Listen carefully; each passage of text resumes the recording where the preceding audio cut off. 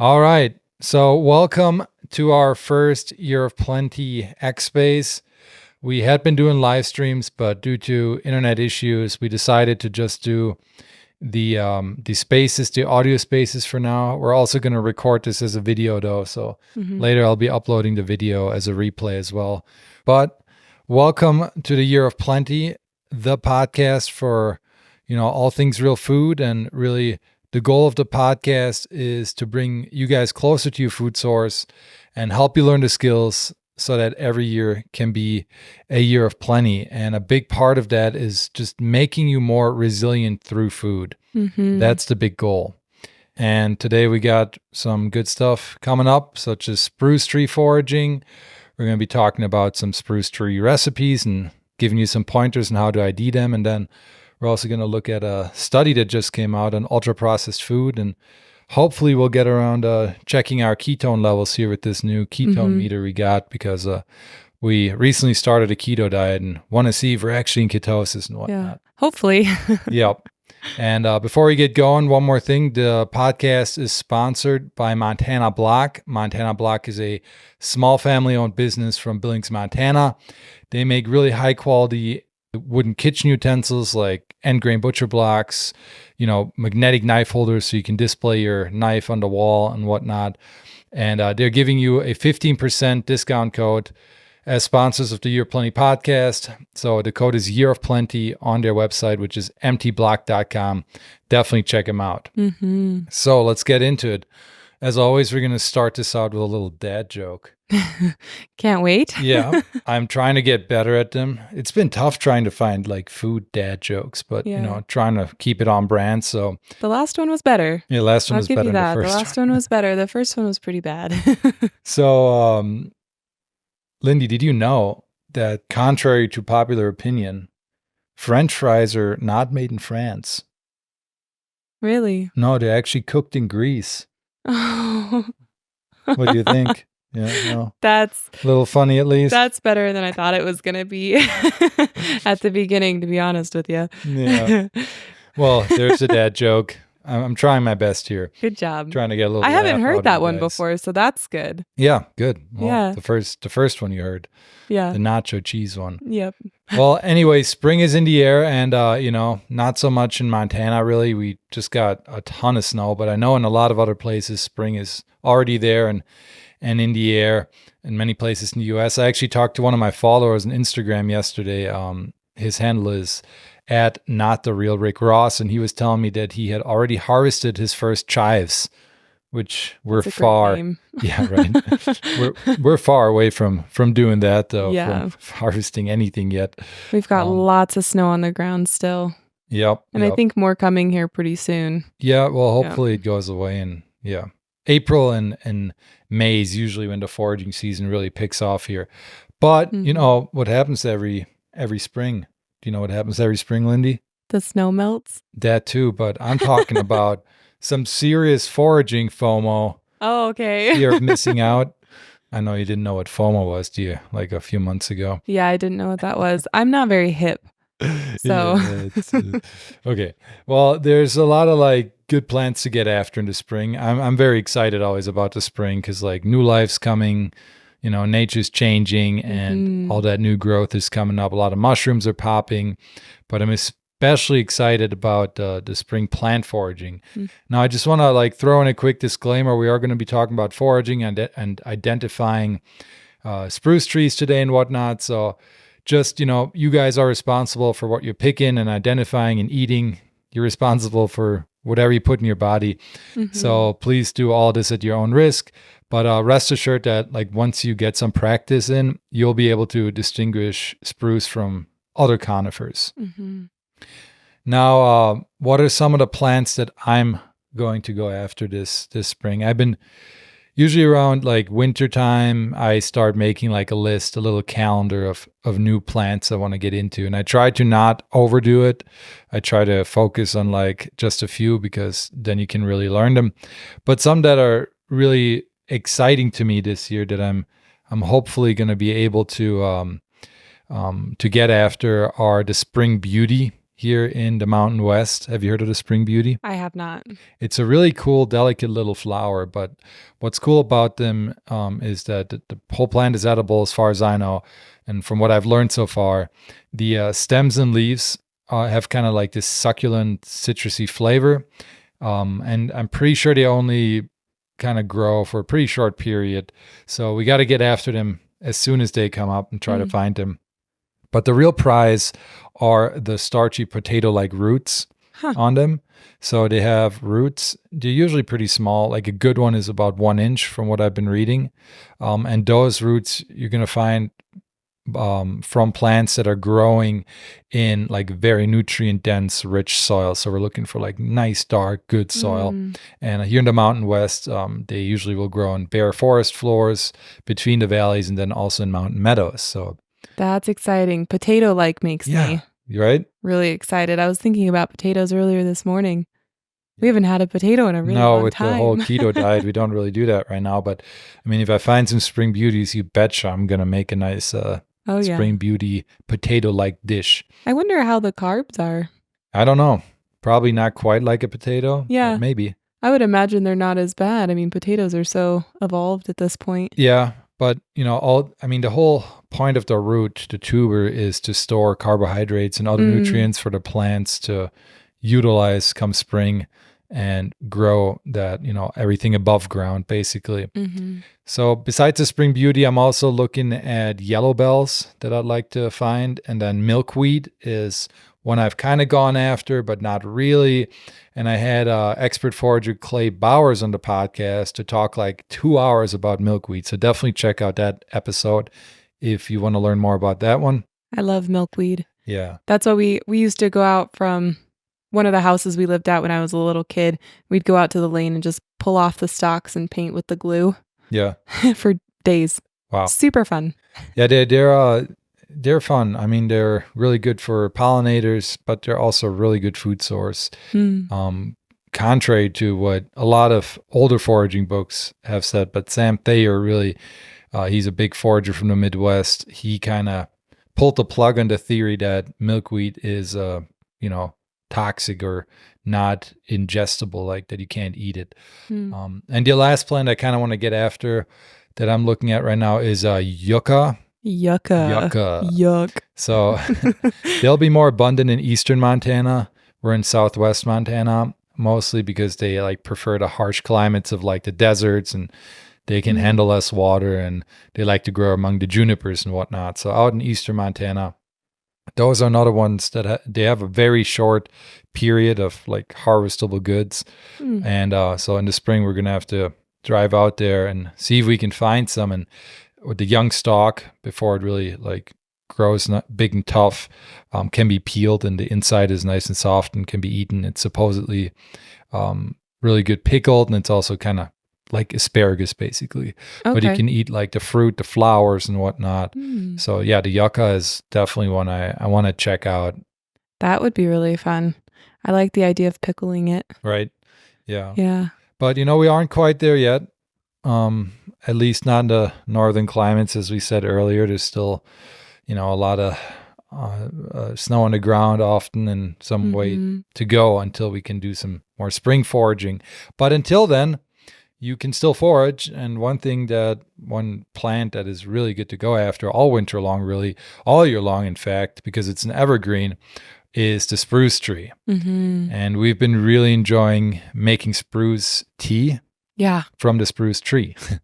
And if you haven't made that, you are missing out. I think we might have talked about it on the first live stream, but gonna just say it here again. The spruce tree, the spruce tea. The spruce tea tree. Yeah, the spruce tea tree. It's super simple to make. All you do is take some of the needles and the branches, some of the fresher growth, and then you steep it in water. You boil the water. You don't really want to boil the branches and needles in the water, because supposedly that lessens the flavor and also destroys some of the health compounds. So it's best to just like heat the water, let it cool a bit, and then steep everything in there for, I would say, at least an hour. Yeah, it minimum. takes a while. Yeah, the longer the better, and the darker it's going to get, and the more of the good stuff is going to get extracted from those spruce trees. And, I think I wanted to talk about them because they do kind of grow everywhere. I mean, they're more native to the northern climates, but I know people love putting them in their yards. So you can even find them in more southern climates. Even if you live maybe in a suburb, one of your neighbors might have a big old spruce tree. Maybe ask before you start picking off their tree, Yeah, though. definitely. Make sure it's okay. Yeah, people just like having them in their yard because one, they're aesthetically pleasing. They're pretty hardy and adaptable to a wide range of climates, and they're pretty low maintenance. Plus, they can be like a really good sound barrier and privacy screen on your property. So that's why a lot of people have them. So yeah, start looking around in your neighborhood after you watch this whole thing here today, because we'll be going into some of the ID factors to help you find them. But I think, yeah, like I said, where they really shine is like that winter foraging and spring foraging, just because, there's not much we can do during winter foraging wise, but the evergreens are there, and they have been used traditionally by cultures around the world for thousands of years, medicinally and for food and whatnot. Yeah, they have a lot of different benefits going on in there. Yeah.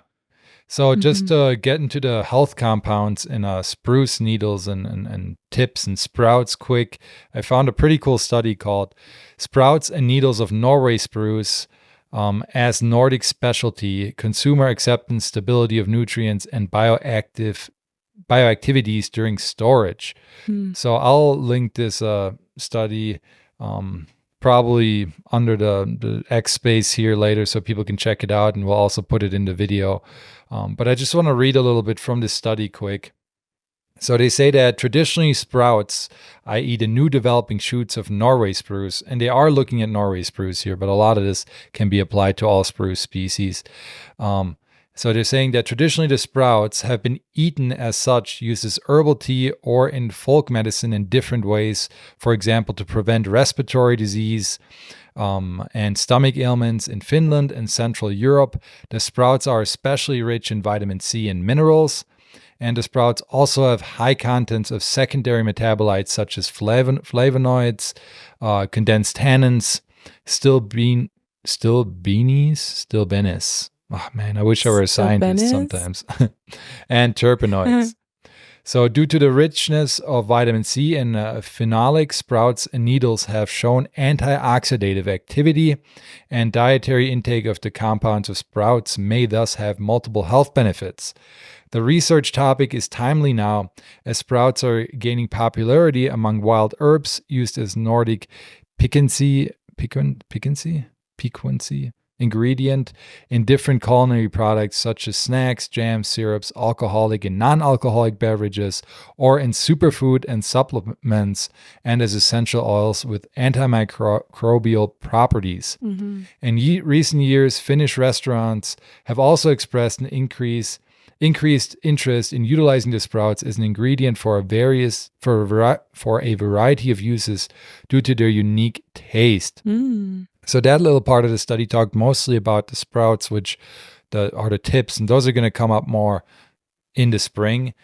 All right, we are back. We had a quick issue with the camera here. Hopefully that wasn't too bad. But yeah, I'm going to go back real quick just because some of the stuff I guess didn't register. So I was talking about the scientific study about the spruce needles and spruce tips. And they were saying that according to our results, older needles have higher content of dry matter, energy, and calcium, but lower microbial quality than sprouts.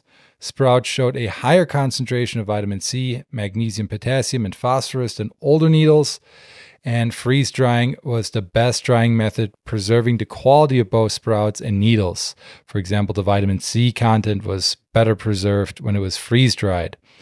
Then the antioxidative activity of the sprout extracts were lower than that of the needles. And ethanol water extraction resulted in a higher content of active compounds in the extract than the water extraction. So yeah, that just shows that the alcohol extracts that we did are pulling out a lot more, of those health compounds than just like a water extract, which would be the tea. Yeah, the volatile oils are coming out. And I do want to say that, this can all vary from tree to tree and region and terroir that the tree works in, grows in. So that's where all. it goes to work. Yeah, where it goes to work. Packs up his lunch bag and gets that spruce tree going. So those are all things to consider. But yeah, definitely some health compounds in there. A lot of vitamin C. Sounds like there's more vitamin C in the sprouts that you're gonna get in the spring. Which is perfect for wintertime when everybody's getting sick. Yeah, well, but the sprouts are in the spring, so you'll have to. Well, the higher vitamin C. Yeah, in the sprouts, they come in the spring. I see. You have to basically get them in the spring, make your extracts, and then use them in the wintertime. Or you still get vitamin C from the mature needles, fresh mature needles. It's just not as much, according to this study. Okay. I will link this study in the podcast description once I upload the actual video so you guys can check it out. Now, I do want to give some pointers for identifying the spruce trees. There can be lots of different conifer trees growing in the wild, especially if you're living in northern climates. So the ones to really kind of learn and familiarize yourself with are the pine trees, the fir, Douglas fir, hemlock, and larch, and then of course the spruce. And then there's also very important one toxic evergreen, one that you could confuse some of these with, and that is the yew tree. And so definitely learn that one, study up on that one, because that one can kill you. And it's very commonly used as a ornamental. But once you kind of learn it, it's pretty easy to distinguish it from spruce. So be careful in your neighbors' yards. Yeah, definitely. So first of all, if you are trying to find a spruce tree, pay close attention to the needles. That's kind of the first step for identifying them.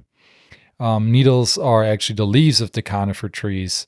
So, where other trees have big old broad leaves. Those big old broads. The conifers have just the needles. Now, typically for the spruce needle, we're going to get into some IDing now. The spruce needles are short and they're around 1 inch or less in length. And unlike pine, the spruce don't come in bundles. So there'll only be one needle attached to the branch. Whereas pine is special there because they usually have, I think it's 2 to 5 or even 2 to 7. So they come in bundles. And when you look at a picture of a pine needles, you'll see clearly what I'm talking about. Other trees like the fir, Douglas fir, larch. I think larch is also in a bundle, but definitely fir and Douglas fir and the yew all have single needles individually attached to the branches like the spruce. So at least just by looking at the needles, you can automatically distinguish the spruce from pines, because again, pines will have those bundles. Now, the spruce needles are also different from a lot of the other needles from other conifers because they're very firm and they have a super sharp point. Although not all spruce varieties will have always a really sharp point. But here's a big thing: the needles, they anatomically they are square. Like if you take a cross section of the needle, like you rip a needle off, you break it in half, you'll see that it has almost like a square shape. So I was actually going to bring in here into the space a quick image of what I'm talking about because I prepared that beforehand. So let me add that in. See if I can find it here. So when people are listening to the space later, they can actually check this out too. And in the video, I'll blend it in as well. One of the videos in this post I just shared shows how you can easily roll the spruce in between your fingers. The like spruce a toothpick. needles. Yeah. Whereas the other needles, like the other flat needles, which are fir, yew, you can't really roll them in your fingers at all. It's hard. Yeah, you're not flat. You're much broader than spruce and flat, and you're just not really going to be able to roll them between your fingers. So that's a big sign to look for when you're looking for spruce needles. So let me just remove that post here. I can maybe just leave it in too. Yeah, I would just leave it in. Now, let's see, what else did I want to talk about? The needles. Yeah, this is a big one too for spruce. So the needles, the way they are attached to the branch is also going to help you identify and distinguish the spruce from other trees, because for the spruce tree, the needles are attached with these little wooden pegs. So I have a picture of that too. I'm going to just share to the space quick so people can see it again. It's like goosebumps on a tree. Yep. It's like, well, kind of like goosebumps, and then the needle is on that goosebump. It's just like a little wooden peg, whereas a fir tree will be directly attached to the stem of the branch, almost with like this suction cup. And the fir is very like smooth. The bark on the branch is very smooth, but because the spruce has these little pegs, you can look around at the tree and see if you can find a branch where needles have fallen off, because you'll see those pegs will still be on the branch, giving that spruce branch like a very scaly appearance. So those are all big things to look for there. It just looks like a cold weather tree, you know? Yeah, kind of like a very cold tree. It's shivering and got a lot of goose pimples. All the goosies. You call it goose pimples. I just did. That's not okay. Now, other ID factors for the spruce to look for are the branches. They tend to grow kind of an upward or upturned direction. So in the video here, I have a piece of a little spruce branch, and you can see the needles and the branches are kind of bending up. So that's something to look for. And then the cones, you can look for cones. Trees often don't drop their cones for many years. So the spruce will have female and male cones. The male cones are almost barely noticeable. So all the big cones you're seeing are female cones, and they will be hanging down towards the ground, whereas the fir points up. Now, pines, I've seen some mixed things where they kind of like point toward the tip of the branch, and some are up, some are down. They tend to hang down, but they look very different from the spruce cones. And then the poisonous yew tree that I was talking about earlier, as far as I know, that one doesn't even have any sort of, it just doesn't have any sort of cone at all. It has actually little berries with one seed in there. So little red berries. So that'll help you at least distinguish the yew from the others if you're looking at a time where they actually have those berries and whatnot. Yeah, if you see red, you're dead. Yeah. The old climbing. Just like in hunting. Yeah. And climbing too. Yeah, and climbing too. There were these old harnesses. I went ziplining when I was a little kid, and we put these harnesses on, and there's this little red tag, and if you saw red, you were going to die because the harness wasn't on right. Oh my God. So I've remembered that my entire life. Red, you're dead. In hunting, yeah. In climbing, and oftentimes in foraging. Not always, but oftentimes. Now, another final ID factor to kind of look for are the bark, or is the bark and the shape of the tree. The spruce tend to have that rougher, scaly bark, and then the shape of the tree is like that perfect Christmas tree shape. So I'm going to share another picture to the space here, the X space, just to show you guys. You'll see there's a blue spruce here, and it's just like that perfect Christmas. Like if you ask a kid to draw a Christmas tree, they're probably going to draw a spruce. And a lot of the Christmas trees you buy are spruce trees. Yep. So those are just some ID factors that you can use. Obviously, you know, things can change. Like we were out looking for spruce not too long ago, and when you're in heavy conifer woods, you know, things tend to be a bit tougher. And yeah, it's pretty clear to tell what is a spruce tree, but sometimes you do have to look a little closer and just make sure you follow some of those ID factors that I was just talking about. Now, I'm really itching to try out some more things with spruce. We are really excited to try a spruce tip ice cream once those tips start growing into spring. Yep.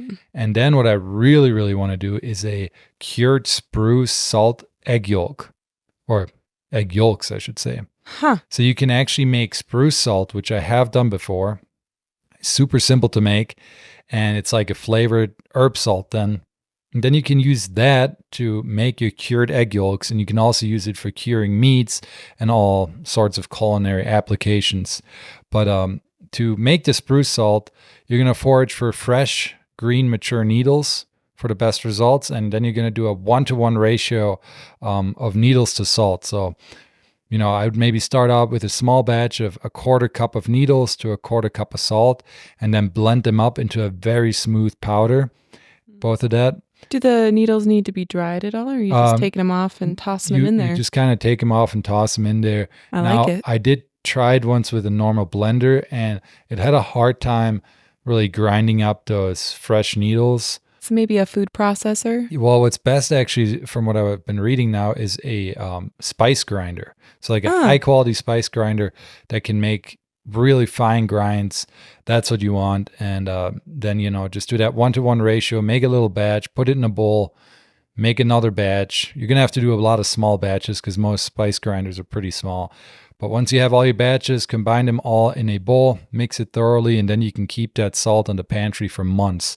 Interesting. It doesn't need to be refrigerated or anything, but you might have some like color discoloration just from oxidation. So it might turn a bit brown. And it really takes months, though, for it to lose the flavor. So once you have that salt, then you can go and use it to make your cured egg yolks, which create these like gooey egg yolks that are super rich umami flavors. And you can use those just as a treat. Yeah. Or you can add them to other recipes and whatnot. I've been wanting to try those spicy honey cured eggs. Yeah. Those sound really good to me too. I haven't seen that yet, but that would be really good with this. It's like I don't think they're really fermenting it. They're just letting the egg yolks sit in honey and spices. And then you take it out and it's like a creamy, spicy, sweet mixture of stuff. Ooh, I like the way that sounds. Yeah, that sounds but really this good. Sounds really fun too, and we already have the stuff for it. Right. Yeah, so we can do it. And it really I think it takes like, I've done it a few times now, but it's been a while. I think it's usually like a week that it takes for the stuff to cure. You need at least like a 1/3 cup of spruce tip salt per yolk, because what you're going to do is basically like, you're going to take a dish, you're going to put a 1/2 inch of salt in there. Like that's how thick you want it to be. So like a nice bed of salt. Then you're going to create little divots that you're going to put the egg yolks in after you remove the egg whites. And then you're going to take like another 1/4 inch layer of spruce tip salt on top to kind of cover it up, and you just let it sit there until it's cured. It's going to draw all that moisture out. Like the perfect reason to make a meringue that has no sugar in it, because you can use all those egg whites. Yeah, that's for a right. nice little dessert. You just whip up all the egg whites, and maybe you add a little honey at the end, and now it's like whipped cream. Right. Or you can save it for scrambled eggs the next day or something like that. Or that, yeah. But there are a lot of videos of this online if you want to learn how to cure egg yolks. So just make the salt and then use the yolks that way. Mm-hmm. And then another thing that I haven't done yet that I'm very excited about this year, I'm going to try to find some fresh new spruce cones. So you can actually eat the cones when they're young in the spring. So we're going to have to see if we can find some. Spruce trees don't produce cones every year, but we'll have to see, because it's usually in cycles. So hopefully this year we'll be able to get some there. And the way I was looking online, people say they're best kind of used to like infuse a honey or a syrup, but some people also like to really just chop them up super fine, like in slices. Yeah. And then salt them, maybe dip them in some maple syrup, and then fry them up in a pan like a stir fry. So yeah, I really want to try that. That sounds pretty I'm good. sure they're very potent because the spruce tips are also very potent. And another thing with spruce that I've noticed is that every tree tastes a little different. So you're going to want to just try, a bunch of trees and just see, like, find the ones that you like. Yep. Like I found some spruce in the past that literally tastes like sour candy. So once you have those that you like, mark that spot, and then you can come back to that area. Yep. And aren't those usually younger trees too that taste a little bit sweeter? It depends. It really just depends from tree to tree and where they're growing and whatnot. So you do have to kind of do a little tasting. Now, like I did say earlier, definitely, again, make sure you learn that yew tree, because that one can kill you and it's toxic and it should not be ingested. But the needles in that one, unlike the spruce, are very flat, more like fir. And the tips of the needles have like usually this yellow brownish kind of tint to them. And they are kind of pokey, they are sharp. But usually the yew trees are also more like a shrub. They come more of in a shrub form, not like this spruce tree, perfect Christmas tree shape. And like I said, they also don't have those cones, they'll have those red berries. And from the pictures I've seen, that like the branches toward the front of the branches are very green compared to spruce, which are usually like a nice brown, unless you're like getting really fresh growth from the spruce. You'll have like more greener tips, or of the branches at least. But yeah, so definitely just look at a bunch of pictures, learn those, and make sure you have a spruce there. So that was it on spruce ID from me and what I wanted to talk about for the spruce. So, very cool. Yeah. There's a lot of good tidbits in there. Hopefully people can feel comfortable finding them. A lot of you listening might already know about the spruce and know how to identify them, but some people might not. And if you don't, you can always go online and take pictures and get things double checked with other people, or go down to your local college. A lot of colleges, you can just walk into their agricultural department and say, what is this? Yep. And they'll usually get back to you very quickly, so that you can go home and use whatever your spoils were for the day safely. And I mean, the reason I bring up spruce now, for one, again, it's just a great one you can do all winter long before the real foraging in the spring starts. And then they're also just really easy to identify once you learn about them a little more. So now, Lindey, you wanted to talk about a news article. Yeah, let me pull it up here. I'll pull it up in the X space so people listening can at least see what the article looks like. Yeah, so it's about ultra-processed foods. What's it called? What is the headline? Ultra-processed foods linked to 32 harmful effects to health, the review finds. Right.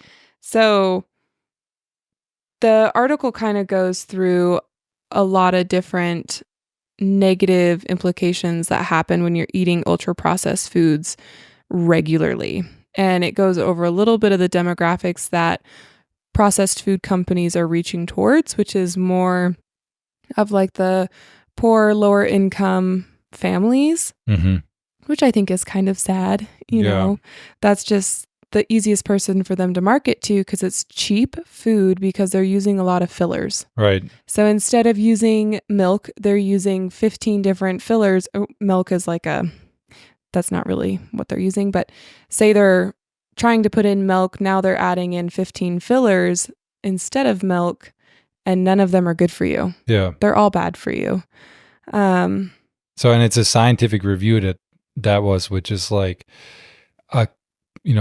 where scientists basically go and they look at a bunch of different studies and bring it all into one scientific paper to kind of assess what all these studies are saying about whatever it is, in this case, ultra-processed food. And I'll read off a little bit of it here. It says, overall, direct associations were found between exposures to ultra-processed foods and 32 health parameters spanning mortality, cancer, and mental, respiratory, cardiovascular, gastrointestinal, and metabolic outcomes. So there's a lot of different things going on in here where these are very negatively impacting people, which is very unfortunate. And it says in here that they undergo multiple industrial processes and often contain colors, emulsifiers, flavors, and other additives. And the products that they're producing tend to be really high in sugar, fat, and salt, but they're low in actual vitamins and fiber. Yeah, so they're calorie rich but nutrient deficient. Yeah, which is crazy that you could do that to a food, because typically calorie rich foods are the best for you. Yeah. You eat a tablespoon of butter or some animal fat or something like that, and that's got a lot of vitamins, a lot of nutrients. You feel very satiated. These foods, you eat them, you want to keep eating them. Right. You can't stop because it's not actually giving you anything, and they're addictive. Yeah. There's actually a whole thing, I've talked about this before, but food scientists use this formula called the like bliss point to really figure out the perfect combination of salt, sugar, and fat to trick your brain, like your primal part of your brain, to crave these foods over and over again. And that's, something everyone should be aware of, that like these foods are designed to be addictive. Yep. And it says in here as well that they're made palatable and attractive by using combinations of flavors, colors, emulsifiers, thickeners, and other additives. And it says down at the very bottom of the study, if you go down, that 9,000 heart disease-related deaths could be prevented in England over the next 2 decades if restaurants, fast food outlets, cafes, pubs, and takeaways put calories on their menus. So people are eating all these foods. They don't even know how much of the foods they're eating. Yeah. So if you want to stick to a traditional, quote-unquote, traditional 2,000-calorie diet, you go out and you eat somewhere and you think you're eating something healthy, that meal might have just been 2,000 calories of filler, not good food. Right. And you're hungry in 20 minutes. Yeah. You want more. You need more because you didn't actually eat anything that was good for you. Your brain is tricked into wanting more, and your hunger hormones are tricked into, your hunger. When you consistently eat this kind of food over and over again, then eat like 3 meals a day and a snack all day long, your hunger hormones are also going to get used to wanting that, and you're going to be hungry a lot more throughout the day. Yeah. Even though you might have already gotten, your calorie limit in for what you need. Yeah. Which is unfortunate. I've noticed a difference just from when we switched to keto, is that I'm eating 2 meals a day now. Whereas before it's like, I need at least 3 meals a day to be satiated. Yep. And I don't feel like I need filler foods anymore, so long as I've had enough fat and protein. Those are the main things. If I've had enough protein, I'm good. Yeah, that's usually the most satiating. Yeah. Yeah, and most people are really under consuming protein. I was just watching a video on that today, that the RDA, like the minimal amount that they suggest, is 0.8 grams per kilogram. But new studies have found that to thrive and to grow muscle and all that, we really need 1.6 grams per kilogram, or double of that, So there's definitely a lot more protein we could all be eating.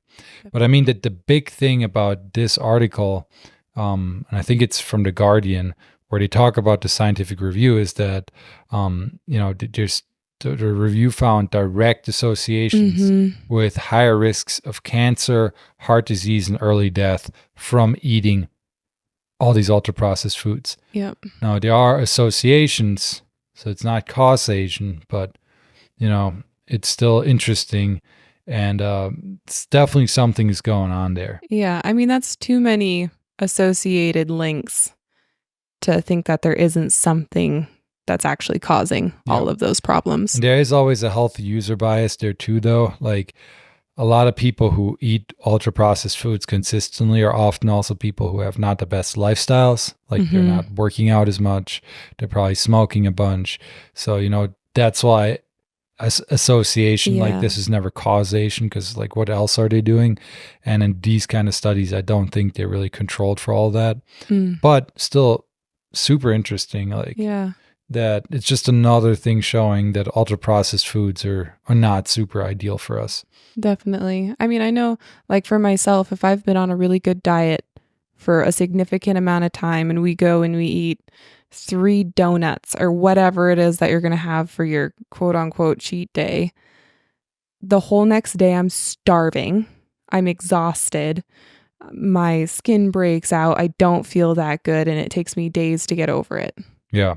Versus day to day, I wake up, I have energy, I'm ready to go. I don't crash throughout the day. My skin looks better. I don't know why you would want to eat foods that are not good for you. Yeah. Consistently. Well, again, because those foods are meant to be addictive. So, and people grow up they are eating cheap. them. They're cheap. People grow up eating them. As soon as you're a baby, I mean, you're already often getting candy. I mean, look at what most birthday parties look like. Yeah. Candy and cake. I mean, it is pretty cute when the 1-year-old smashes a birthday cake, but There's some videos online right now of babies when they get their first bite of steak. Yeah. And they're like, It's ooh. so cute. They get all excited. Yeah. I think my babies one day are definitely going to have a steak for cake. Yeah. A big old layered 1 steak year. cake. Yeah. Gonna be the weirdest kids in elementary school. Yeah. Steak cupcakes. Let's go. Bringing steak cupcakes to school. Let's normalize steak I'd cupcakes, love guys.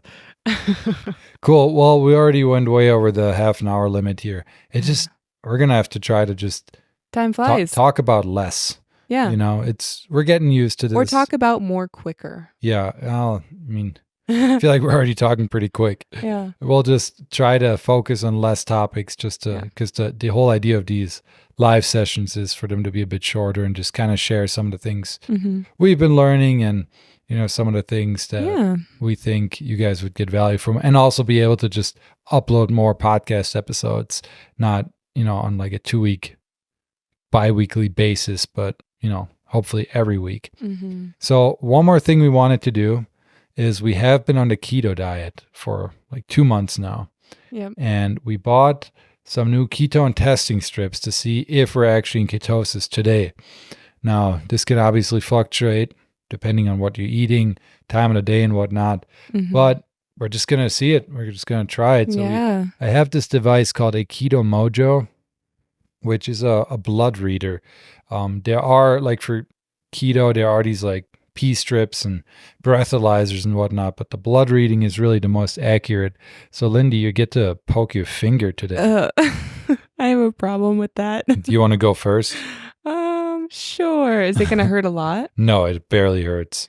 Okay. But we're going to have to, so I'm going to just set up this little lancet here, this little device that's going to poke a hole into your finger. Oh, I don't. Are you afraid yet? Yeah, actually. You shouldn't be afraid. I usually don't have a hard time with needles, but right now. Well, I'm going to put it on the highest setting for you. Thank you. It does a real quick. Let me turn on this device too so that it all works out. So would you think that's like a modern day vampire because it's reading your blood? Yeah, I guess you could look at it that way. You know? That's like a high-tech vampire. That's what that is. It's just a tiny prick. Basically, what we're going to do is just prick our finger, and we need a little bead of blood that we put into this reader. And now we're going to prick your finger. There's going to be a bead of blood. We're going to wipe the first one off, and then the second one is what we're going to use for this reading. What am I going to wipe it off on? I'm going to prick your finger here. Are you ready? Yeah. Did it hurt? Yeah, I didn't like it. So now we got to push up, let that bead come off. Okay, can I wipe it? I'm just going to. Yeah. And now that's fine. Now you got to kind of rub up your finger to get another this is the weirdest bead going. Weirdest finger rub I've ever had. Why am I doing this? You should be rubbing your own finger. I don't know. You volunteered. We need a bigger. I volunteer as tribute. You don't have much blood in you. The second, like it's like half the size of a match head. Why don't you just squeeze it? We need. There you go. She's doing it herself. Not much better. I've never had someone stroke my finger like that. Let's do this reading, and hopefully we didn't mess it up. I did have a snack at about 3. All right. Did it work? Is it calculating? 10, 9, 8. Can I wipe this off now? 5, 4, yes. 3, 2, 1. Ketosis. 0.4. Is that good? 1 is better. So you're a bit low. So you are kind of in ketosis, but not really. I did have chia seeds like 3 hours ago. So that might have given you a little bit of a carb boost. And also we had a little honey last night. Yeah. I didn't have any today though. So nope. So let's try for me. That should be enough. Let's see if we can get a good reading here. All right. It looks like it's doing something. 10, 9, 8. Oh, I thought you were saying it was 10 and I'm like, I called it. I might have less than you. 0.6. Also not quite in ketosis. Wait, so mine was better? No, I'm high. I'm a little higher than you. Wait. You were 0.4. Yeah, so mine was better. No, we want to get to 1. Oh, 1.0. Okay. 1.0, not 0.1. I So see. neither of us are like, we have some ketones, but we're not super hard into ketosis right now. Dang. So I guess we got to do a bit more fasting. That usually helps. And, not eat honey the day before.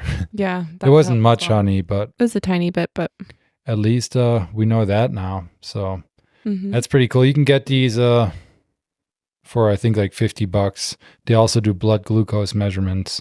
So that's another thing to check out. Yeah. So that's it for this X space here today. Yeah, this is fun. This was fun. I'm going to just real quick link the Keto Mojo into space so that people can see what it looks like. So this is what it looks like. You should be seeing a picture into space right now. Yep. Cool. Well, again, if you guys want to help support the show, head over to mtblock.com on Montana Block's website and use that code Year of Plenty for 15% off their entire shop. And part of that sale will then kick back to the podcast and help us keep the lights on and, just keep cranking out more episodes for all of you. Also, make sure you hit that follow button on X. But if you're just listening on the audio platforms right now, the podcast platforms, hit that follow button, leave a 5-star review, and share an episode with your friends. And also, I'm going to have this on YouTube at some point. The video will be on X in the next few days. But until it's up on YouTube, just hang tight. And if you're watching this on YouTube right now, because I'm thinking in the future here, Yeah, future us. Hit that subscribe button. Yeah. And that notification bell. Like, comment, subscribe. That's right. All right. As one does. Bye-bye. Bye.